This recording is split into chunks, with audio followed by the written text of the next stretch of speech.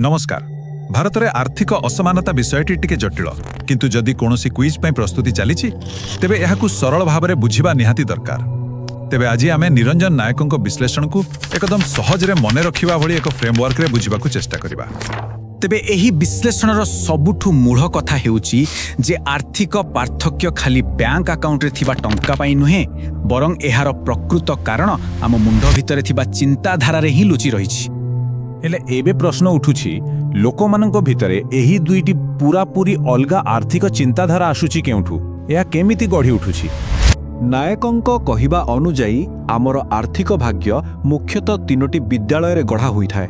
तेबे चलंतु सेही तीनोटी जागा विषय रे जानिबा जहा आमर आर्थिक मानसिकता को प्रकृत रूप देइथाय। अच्छा, तेबे आज आमे एही तीनोटी विद्यालय विषय रे गोटी गोटी करी आलोचना करिबा एवं देखिबा केमिति एहा दुईटी अलग अलग दुनिया तैयारी करूछि। तेबे चलंतु प्रथम विद्यालय रु आरंभ करिबा आमर शिक्षा व्यवस्था। किंतु एही उत्स अनुजाई एहा खाली भूल नुहे, बरं एहा एक विफल व्यवस्था। हेले काहींकी?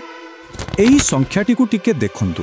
एहार अर्थ हेउछि आम देश रे 100 जन स्नातकंक मध्यरु मात्र 9 जन सेही क्षेत्र रे काम करंती जोंथिरे सेमाने पाठ पढिछंती। एहा स्पष्ट भावरे देखाउछि जे आम शिक्षा आ वास्तव दुनिया भितरे केते बड़ फांक रहिछि। आम स्कूल गुड़िक पिला मानंकु वास्तव जीवन पाए प्रस्तुत करिबा बदलरे सेमानंकु एमिति तथ्य घोषिबाकु बाध्य करंती जहार प्रकृत दुनिया रे कोनोसी मूल्य ही नाही।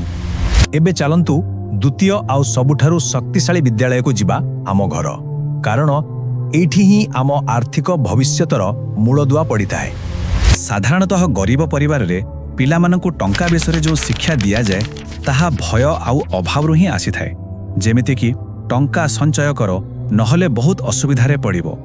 एही भय ही सेमानंकरे प्रत्येक आर्थिक निष्पत्ति को नियंत्रण करिथाए। आउ एही मानसिकता आमर सबुठु मूल्यवान संपत्ति माने समय को देखिबार दृष्टिकोण को पूरा बदलाई दिए। गोटे गोष्ठी पाई समय टंका संचय करिबार एक माध्यम, किंतु अन्य गोष्ठी पाई समय ही टंका। एहा हेउछि सेही संचय मानसिकतार एक बहुत बढ़िया उदाहरण।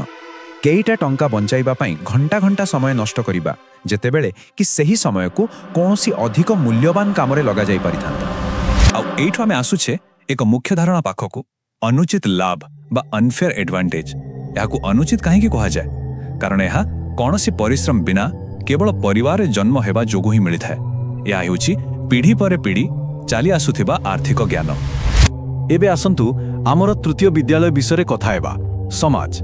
एहा आमकु सहज रास्ता देखाए, किंतु सेही रास्तार शेष धनी एवं गरीबंक पाई संपूर्ण अलग अलग जगारे होइथाए। समाज गरीब मनंकु सहज टंकार मरीचिका देखाई बेटिंग एवं अन्यान्य जाल रे फसाई दिए, जहा सेमानक कैरियर को नष्ट करि दिए। किंतु अन्य पटे धनी मानंक पाई समाजर एही प्रलोभन गुड़िक खाली मनोरंजन होई रही जाए। तेबे एही सबु समस्या विषय जानिबा परे प्रश्न उठुछि जे एथिरु बाहरिबा रास्ता कोन? एही उत्स एहार एक स्पष्ट समाधान मध्य देखाइछि। एही समाधानर प्रथम पद हेउछि मूल्य जोग को बुझिबा। एहार अर्थ हेउछि कहा पाखरे केते डिग्री अछि ता गुरुत्वपूर्ण नुहे, बरम जणे कोनोसी कंपनी बा ग्राहकंक पाई केते मूल्यवान समस्यार समाधान करि पारुछंती ताहा ही असल कथा। एहा खाली किछि पदक्षेप नुहे, एहा एक मानसिकतार परिवर्तन।